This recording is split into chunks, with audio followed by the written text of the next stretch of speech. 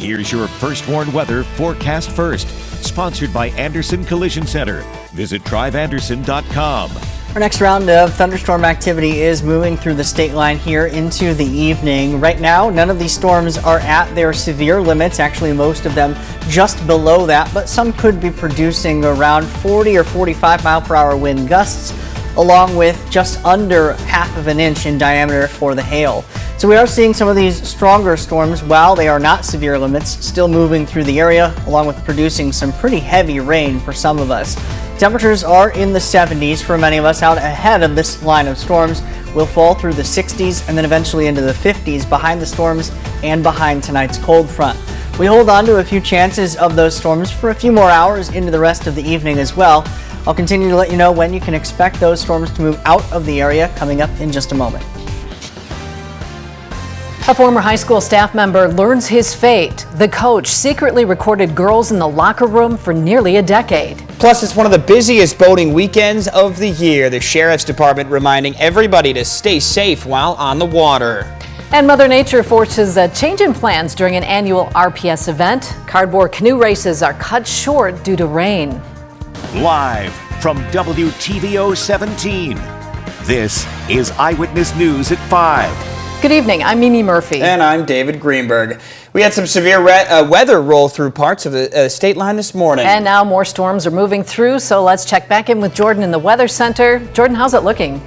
Well, guys, we are seeing those storms moving through as we can hear from the rain already on our roof and even some rumbles of thunder off in the distance. But as I mentioned a moment ago, things are not at severe limits right now as we are continuing to see just strong storms moving through the area as opposed to severe storms. We could see a few rounds of some smaller hail within any of these these stronger cores, in particular just to the west of Rochelle is right now the area that we are watching for that potential for any hail. This will lift just to the south of the Rockford area and possibly even through regions like Belvidere into southern Boone County. That is going to be more than likely our round for the smallest hail, but we could see some gusty winds with many other areas as well. Still out to our north and northwest, a line of thunderstorms that have developed from around Madison, Wisconsin down to our southwestern portions of the viewing area has also produced some some gusty winds around 45 or even 50 miles per hour here into the rest of the evening.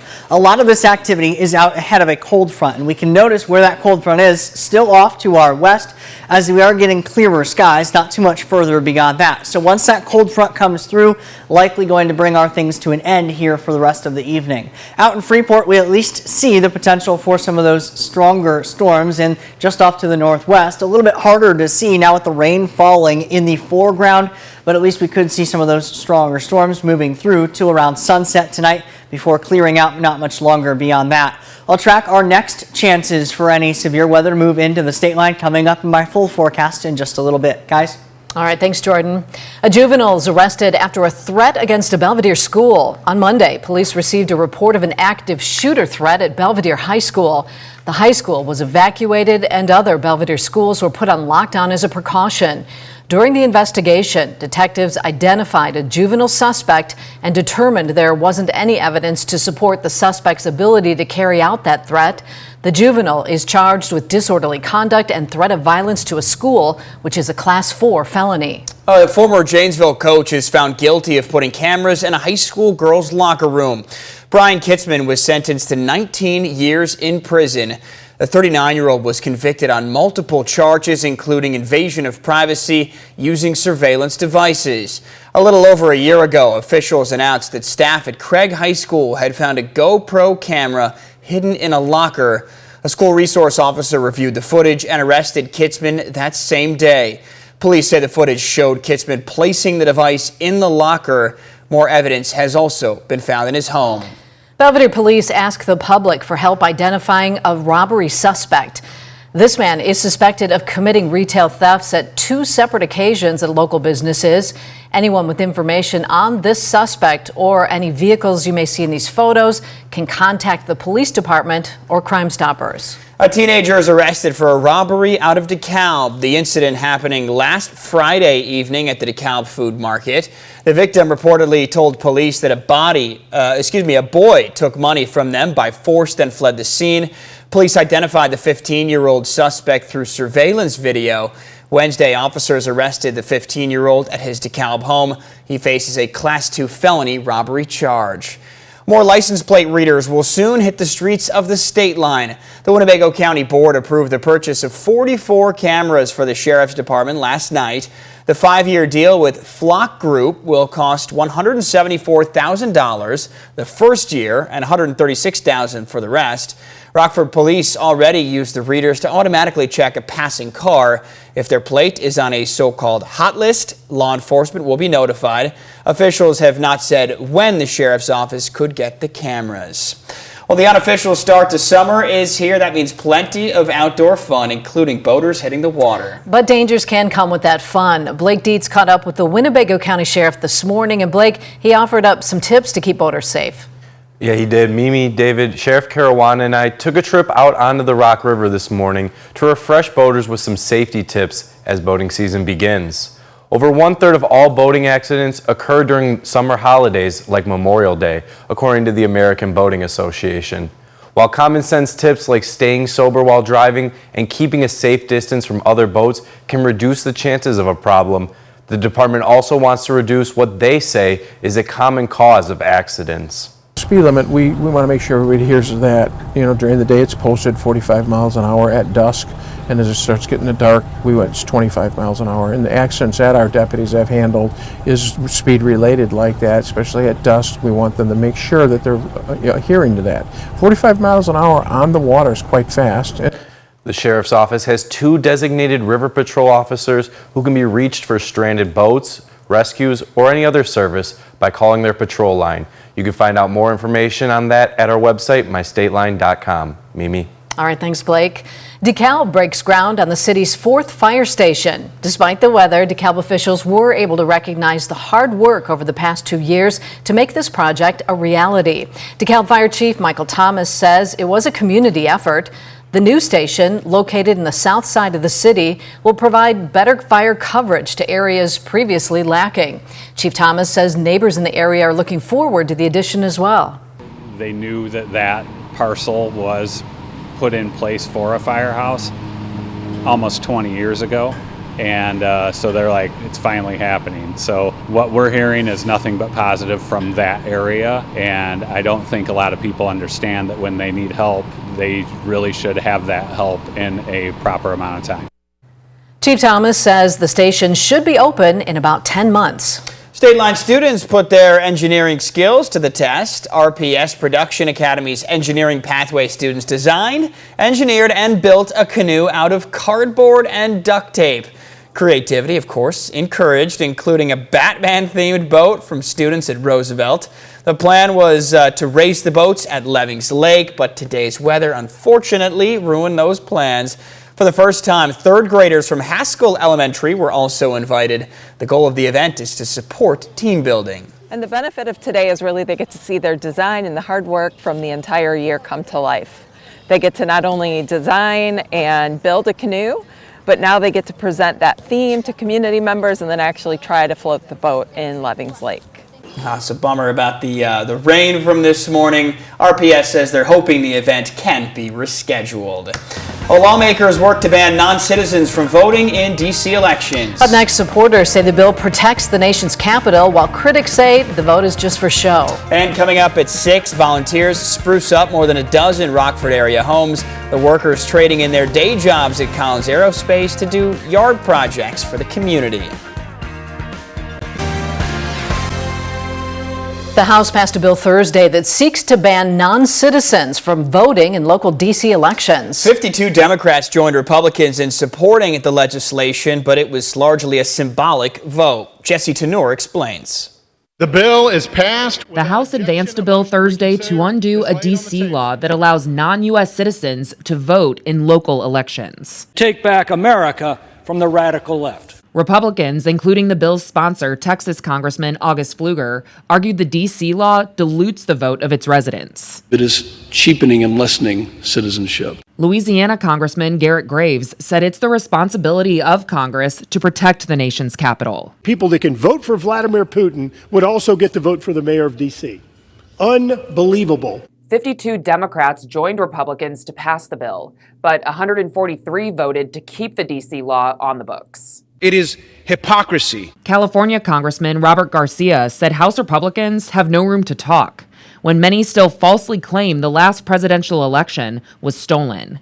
Maryland Congressman Jamie Raskin said this is about engaging people in their community. You want people at the local level to be involved in their kids' schools, and you want people to be engaged in local government. And Eleanor Holmes Norton, D.C.'s lone delegate in the House, said the GOP is just playing politics with her city. If House Republicans cared about elections or D.C. residents, they would bring to the floor the D.C. statehood bill. Republicans also want to pass legislation to block non-citizens from voting in federal elections, despite that already being illegal. In Washington, I'm Jesse Tenor. Well, it's a stormy start to the morning. We're seeing some more roll through right now. That's right. After the break, Jordan times out everything heading our way over this Memorial Day weekend.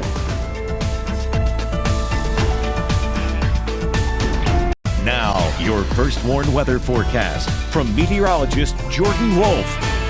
Our next round of storm activity working its way through the state line here into the evening. And while right now we are not seeing any severe storms, we do have some that are at least slightly below those severe limits, with some gusty winds up around 40 or 45 miles per hour, along with the potential for some small hail up to around 1/2 inch in diameter. For context, severe limits is 60 mile per hour wind gusts and 1 inch in diameter, or about quarter sized for the hail.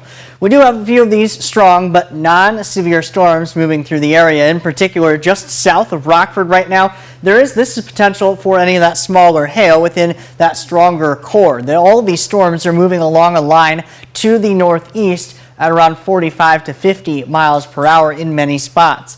We do have not only this line, but also more focused to the north and the northwest. This line of storms mainly from around Janesville down off to the south and southwest.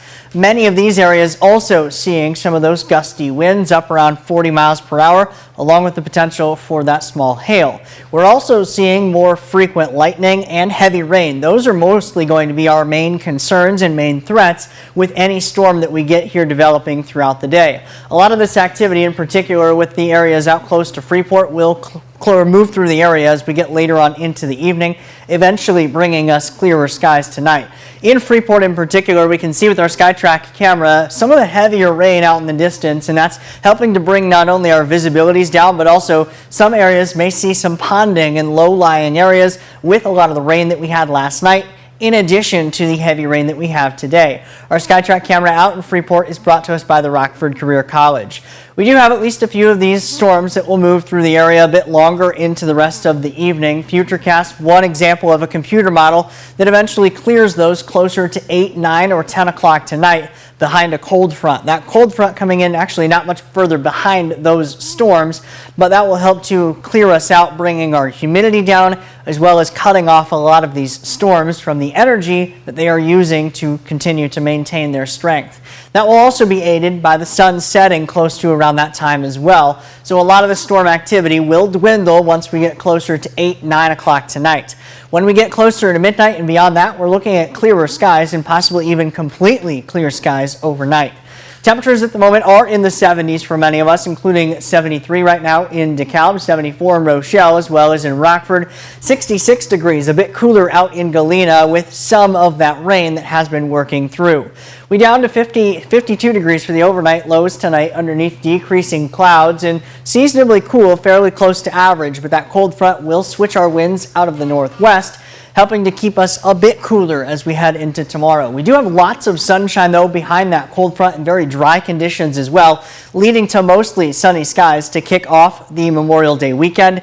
But we do see additional chances for storms, some of which may once again pose a risk for some severe weather as we get into Sunday in particular. And that's where we see another outlook from the Storm Prediction Center that includes our southernmost portions of the state line underneath a level 2 out of 5, or a slight risk for severe weather on Sunday. So another day to keep a closer eye on and make sure that we are remaining weather aware, especially if you have any outdoor plans there on Sunday. 77 degrees for Saturday, but 73 on Sunday, down to 70 on Monday. Still some scattered showers may linger throughout the day on there, but we are drier once we get toward the back half of the week with warmer temperatures. Yeah, looking real nice out there tomorrow, Jordan. Thanks. Scott's in next with sports. The Cubs will try to turn their fortunes around this weekend against a red-hot Cardinals team. Now sports with Sports Director Scott Lever. A fitting baseball series for a holiday weekend is a Cubs-Cardinals series, and it opens up tonight at Busch Stadium. The first of 3 games this weekend between the two, and the first of 13 meetings this season. Now, if you haven't checked the standings lately, the Cardinals are surging rapidly. They won 8 of the last 10 games. They're only 3 games behind the Cubs. Cubs are on what? They've lost 7 of their last 10 games, and over those 10 games, the Cubs have a team batting average of only 169. Now, Shota Imanaga will pitch for the Cubs tonight. He is 5-0. The White Sox will host the Orioles again this evening, weather permitting. The Sox lost last night 8-6, but they felt like they got a raw deal. In the bottom of the 9th, with 2 men on base, Andrew Benintendi hit an infield pop-up. Infield fly rule came into play, making Benintendi automatically out. The White Sox base runner Andrew Vaughn casually went back to second base. Orioles shortstop Gunnar Henderson easily maneuvered around Vaughn to make the catch, but Vaughn was called out for interfering with Henderson. The interference was unintentional and next to nothing, but the rule states a runner can't hinder a fielder's attempt to make a play on the ball. Here's Pedro Grofal's take on what went down. I'm good with the way they called the play. I'm just not good with the rule. You know, shortstop had plenty of time to catch a baseball. And then if you want to talk about the runner, well, how does he know what the fielder's doing behind him? You know, all he did was look at the ball. You know, the ball goes up, he's going back to the bag. That's all he did. He didn't make contact on purpose. He didn't, you know, he wasn't trying to impede, you know, Gunnar from catching the fly ball. He wasn't doing that. They called the play correctly based on the rules. I just don't like the rule. No game should end like that. You know, and that's just my opinion. On the NBA playoff docket tonight, it's Game 2 of the Western Conference Finals. The Mavericks and Timberwolves in Minnesota. The Mavericks won the first game of the series. Celtics and Pacers will pick back up with Game 3 of their series tomorrow night. You'll be able to see that game here on WTVO at 7:30. The Bears put in another OTA workout today in Lake Forest. Rookie receiver Rome Odunze has sat out the last 2 days with a strained hamstring. DJ Moore is getting accustomed to Caleb Williams, and Moore says Williams is coming along nicely. You can see the natural leadership is there, the natural arm talent is there. Everything about him is just always a positive thing. And even when he has a bad play, he's looking to learn real fast right after. And I mean, that's all you can ask of him, for him to quickly forget, but also learn at the same time. That's sports. We'll be right back. The first one, interactive radar from Rockford Glass and More, showing our line of showers and thunderstorms moving through the area, but quickly dissipating once we get closer to sunset tonight, as we will lose out on a lot of the lower level instability or the storm energy keeping a lot of these going. Sunny skies tomorrow, highs back into the upper 70s, but additional storm chances possible again on Sunday. All right, thanks, Jordan. World News Tonight's up next. We'll be back here at 6.